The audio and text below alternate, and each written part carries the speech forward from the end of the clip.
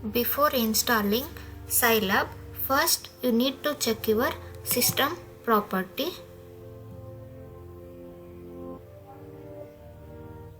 Here my system property is my operating system is a 64-bit operating system and it is a Windows 10 operating system. So I have to install Scilab for Windows 10 and 64-bit operating system. Now you click on the first link in a web browser. Here you can see that we have two links. One is Scilab 6.1.0 for a 64-bit operating system and another second link is a Windows for 32-bit operating system. I will download this 64 operating system to my system. Click on this. Here you can observe that here the Scilab 6.1.0 is downloading. It will take 1 or 2 minutes to download. So here I have already downloaded the Scilab. Just I will install downloaded Scilab.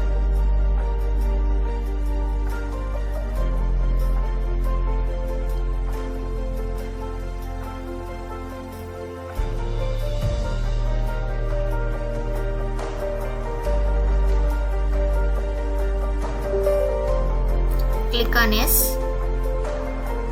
Then language is English. Okay. Then accept the agreement. Next. Then select the folder.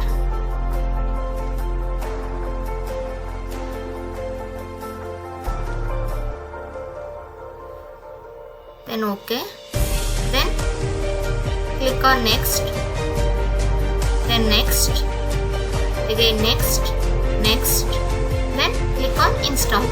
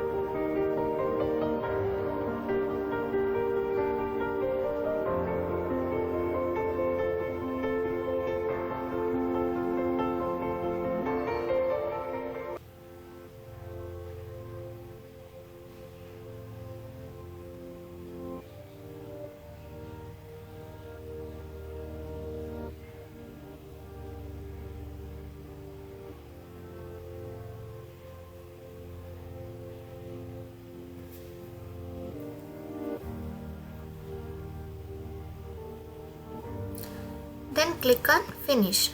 So I have successfully installed Scilab.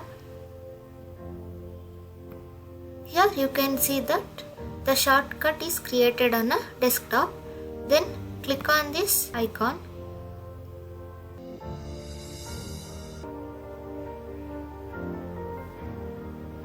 Here you can observe that this is a Scilab editor. Before starting any image processing program in a Scilab, first you need to install a image processing packages. So click on this Atoms button.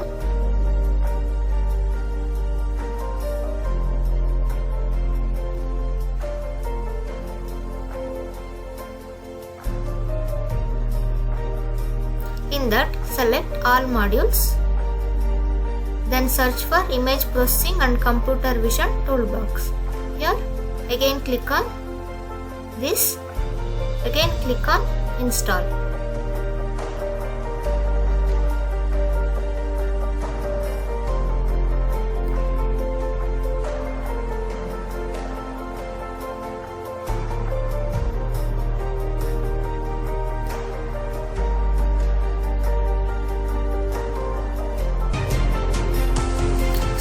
Installation of packages is successful, then click on back button.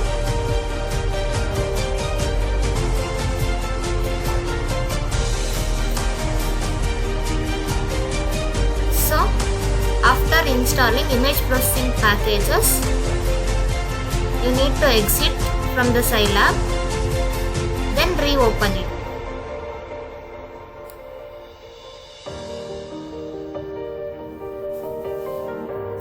Now here you can observe all the packages are installing: load macros, load dependencies, load gateways, and load help, load demos. These are the packages of image processing. Here you can see the blocks over the screen. Here this is a Synode, and this is a variable browser, and this is a console. If you don't have a Synode in your screen, now you have to take Synode here. Launch Synode, click on that. Now the window will open. Now again you need to set this Synode window over this screen. So select and drag and drop on your screen. So Synode will set into your screen. Now start coding.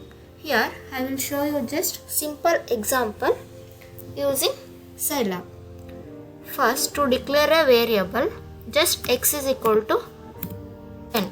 So here the value of x is 10 and the value of y is 20.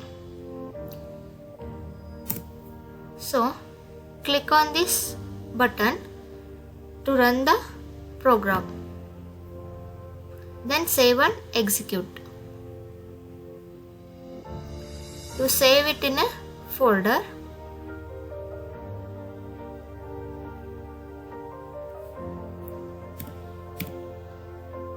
Here the extension of a Scilab is SCE.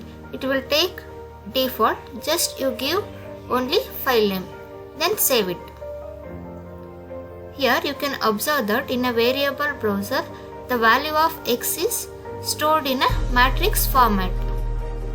Here you can observe that the value of x is 10. It's stored in a variable browser, and also value of y. To view the value of variable, just double click on this icon. Now you can see the value of a variable. Then now I want to add these two values. So z is equal to x plus y. Again run it. Save and execute. So here you can see in the variable browser the value of z is stored. The data type of this values is a double. In a Scilab, the data type used to store value is a double. So here the value of z is 30.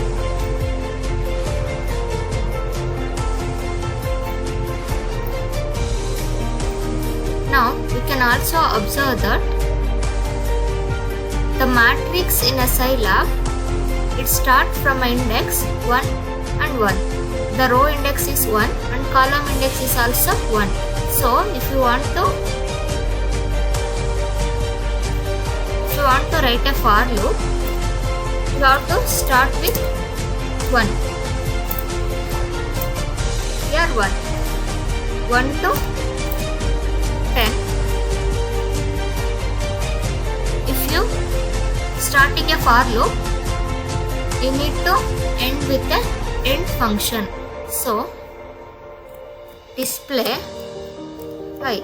Here the value of I is displayed in each iteration till it reaches 10. So again you execute. Save and execute.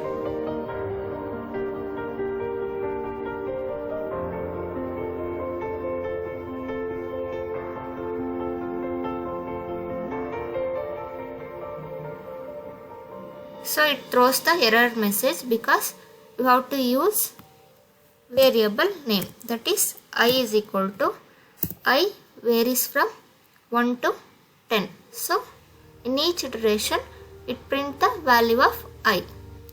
So then execute.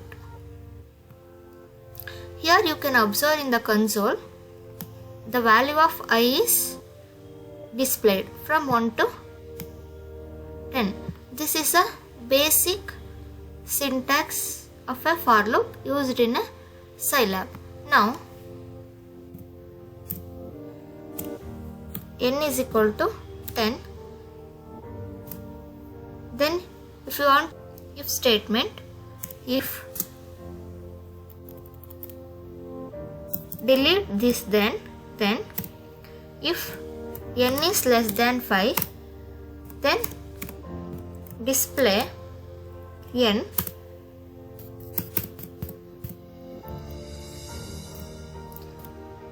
else display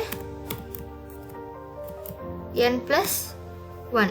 This is the syntax for if statement in a Scilab. Now if you open an if statement, now again you have to end the if statement from using end function. So